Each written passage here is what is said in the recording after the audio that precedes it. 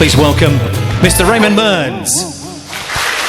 I'll tell you what, back in Britain, who would have thought it? See, when you look at Jimmy Savile now, we all fucking knew, didn't we? Do you remember in the 70s when we thought Jim still fixed things?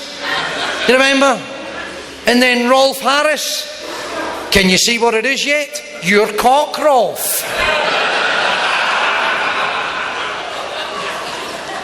It's fucking shocking. Anyway, I'm at the Edinburgh Festival. It's 1997, and I was having a good run, you know. I was in a 50-seat venue, not the fucking football stadium we're in this evening, ladies and gentlemen. I mean, I feel like Van Halen. I know that was Europe, anyway. Hey, I was in a 50-seat venue, and I was packing them in.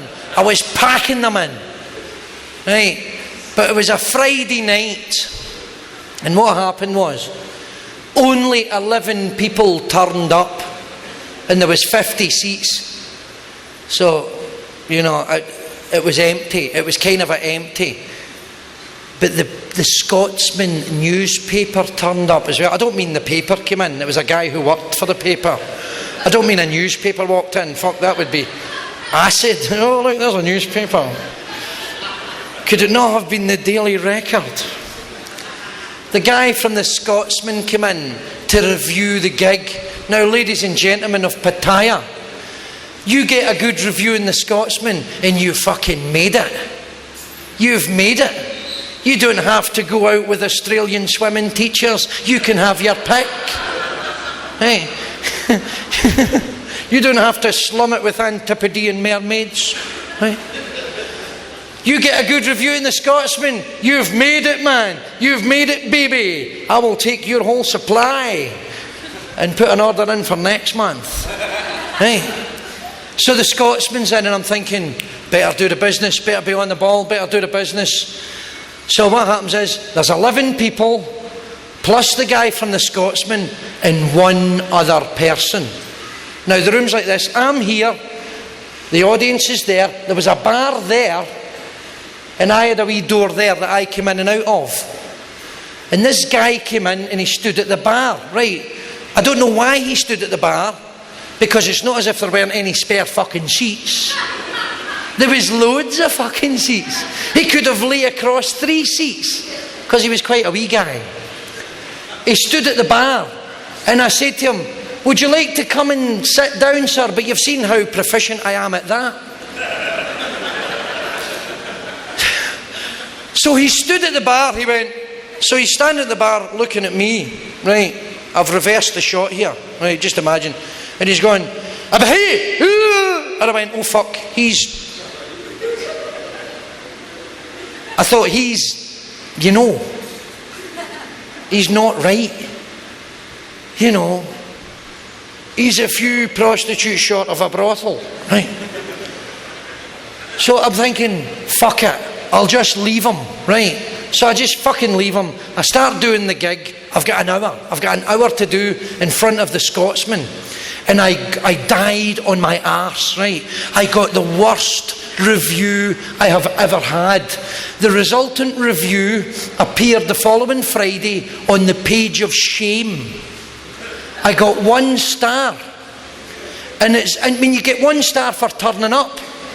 Hey, if they brought Richard Pryor onto the stage dead, he would get 1 fucking star. Hey, I got 1 star, and the review started, if Raymond Mearns was the last comedian on earth, then comedy would be extinct. And that was the preamble to knock fuck out me, right? That was him just getting warmed up, right? So I thought, I'm going to leave this guy. He's clearly a wee bit handicapped or something. Fuck it, I'll just leave him. I'll just ignore him. I'll plough on. Now, leaving him, ladies and gentlemen, was to my detriment, because his timing was fucking spectacular. And he proceeded to not only kill me, he buried me as well. I died on my arse. I was sweating like a pound of Semtex Sorry, I just thought I'd be a bit nostalgic there. Here, haven't seen that for a while. Here, it's just like fucking plasticine. Come on, we'll make wee men. Oh, hello, I'm a Catholic, I'm a Protestant. Come on, we'll have a fight. Anyway. So I was sweating like a pound of fucking Semtex, ladies and gentlemen, right? And this guy would just, you can't teach timing. You can't teach it. You're either born with it or you've not. I teach comedy courses in Glasgow and you can't teach it. And my students say, should I go and have a career as a comedian? I say, no, you should go and put a pistol in your mouth and do the world a favour. You're fucking rubbish. Get to fuck. Here's your certificate. Well done. Right. So, now, I know a really good swimming teacher. You might save a few bob and a gun. Right. So, I'm getting the arse ripped out of me here, Bruce. Just fucking dig in, Sheila. I have no idea what this means. I'm feeling a bit physical. Fuck. So, he's killing me. His timing is spectacular. So, I'm doing my routines. I'm like a fucking well-oiled comedy machine. And he's just going like that. Fucking bang. Right in the works, man. Over the handlebars. So I would be doing a thing, be doing my routine, just about to do the punchline, just about to drop the bomb, and he goes, tuna! Boo! Right? And I fucking die. Tumbleweed. Right? And I'm going, this is fucking torture. This is murder. The only person laughing was the guy from The Scotsman. In the middle of the review it said, this gig was so bad, it was brilliant. Right? But I thought, I better plough on, right? And I'm telling you, when you're dying on your arse, see when a gig goes well, it flies past. See when it's going badly, it's like a week in fucking Long Kesh, right? It's murder, it's like a week in prison.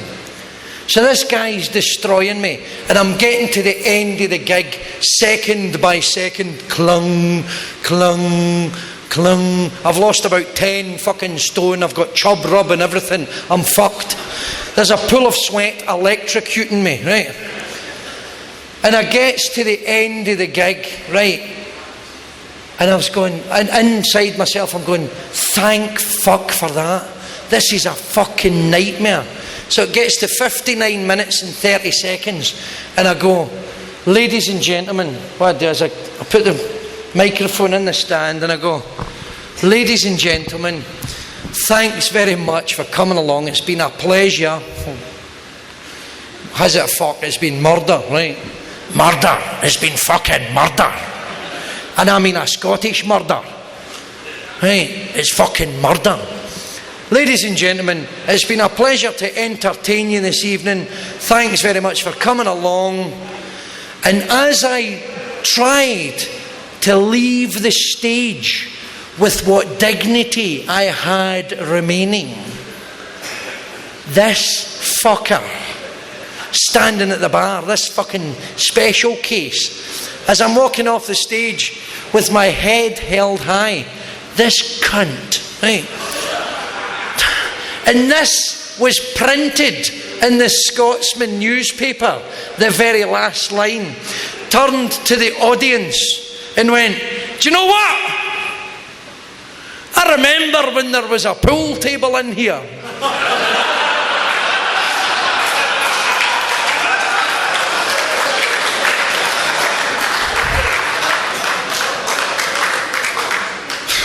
So, there it is. Well, ladies and gentlemen, do you enjoy the show? You've been a lovely audience. We're going to get billed now for this fucking fan.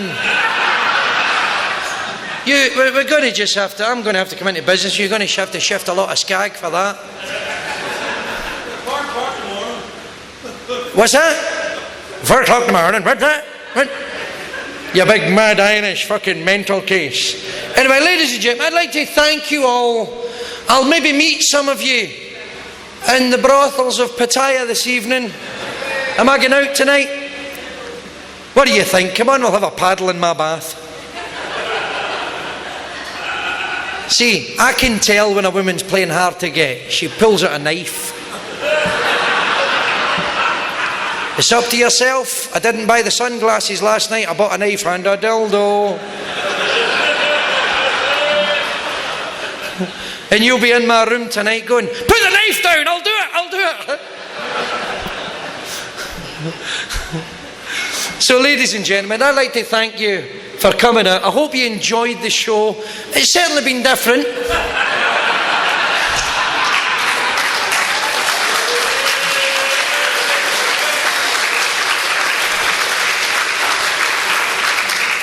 You've been a lovely audience. I'm gonna go away and console Phil. He's a great comedian. It just never happened tonight, but I can tell it's going to happen for me.